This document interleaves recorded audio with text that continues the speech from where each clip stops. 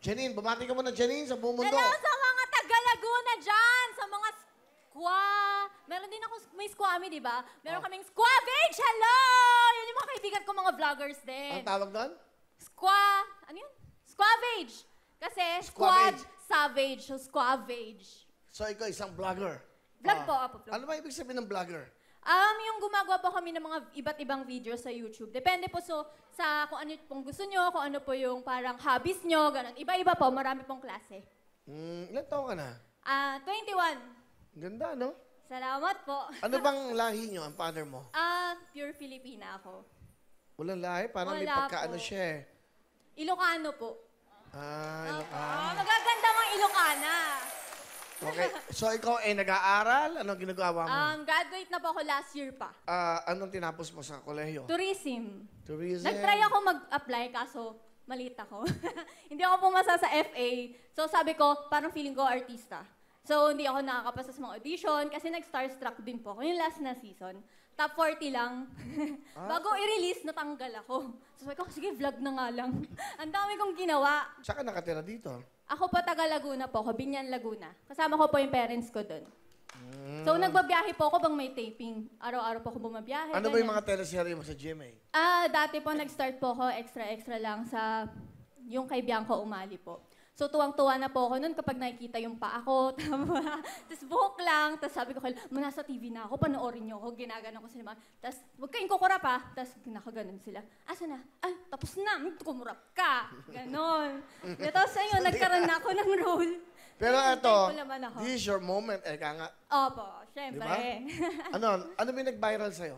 Yung skincare routine. Kasi ganun yung mga binablog ko, pang makeup, ganun. Yung uso Alam sa niyo ba yung babae. vlog ko, yung sa kanila, yung mga cellphone nila, kukunin yung sarili, kung nagme-makeup, andito ba, meron ba? Nagtuturo po ako ng pang-feed kasi po... Pero ang ganda mo dyan, ha? Salamat. Ganda, ha? Alright, so yun palang pagbablog. So, Opo. sino kasama mo? Kasama ko po, ayan, pinapakilala ko sa inyo, yung mga cute ko na lola. Ayan, ang mga Tres Marias ng Laguna. Yung cute nila, di ba? Sino-sino sila? Si Lola Lourdes, Lola Tering, and Lola Norma. Lola mo sila lahat? Hindi po, lola ko po si Lola Norma, tapos mga kapatid niya po yan. Mga tita na. Opo. Okay, kamusta po kayo, Lola Norma? Hello, Well. Oh. Hello, Well. Ang anak niyo po ay nanay niya? Opo. Ang nanay niya. Asan ang nanay niya, ho? Nanay ko po. Opo. Nanay niya, si yung Jamel. nanay niyo po. Kamusta po ba yung nanay niyo? Patay na po. Patay na. Okay, kala ko. Ay, yung nanay ng nanay niyo, Patay na rin po. patay na rin po. Kayo ang buhay. Opo. Okay. Yung nanay ho niya, Buhay pa. buhay pa. Asan po? Anak ko. Anak niyo. Okay. Ano po gusto niyo sabihin sa apo niyong maganda?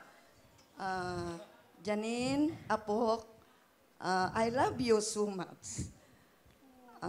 God bless you sa ating pinuntahan dito.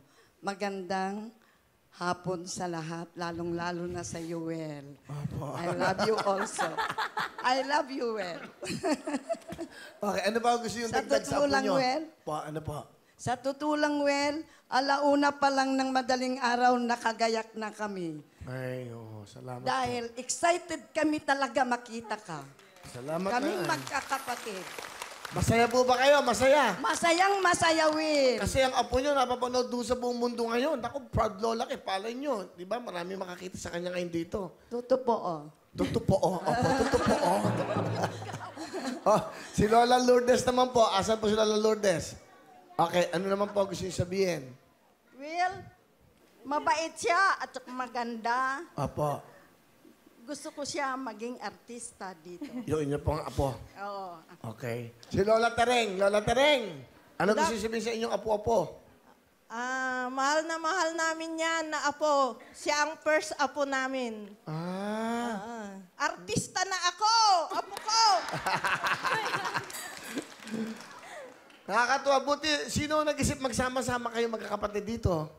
Kami po. Salamat to sa panahon nyo. Importante, masaya kayo. Bigyan mo tikit-tikis ang jacket ang mga lola. Ayan, no? Thank you, Will! Opo. Thank you. Bigyan mo lahat ng sponsors natin.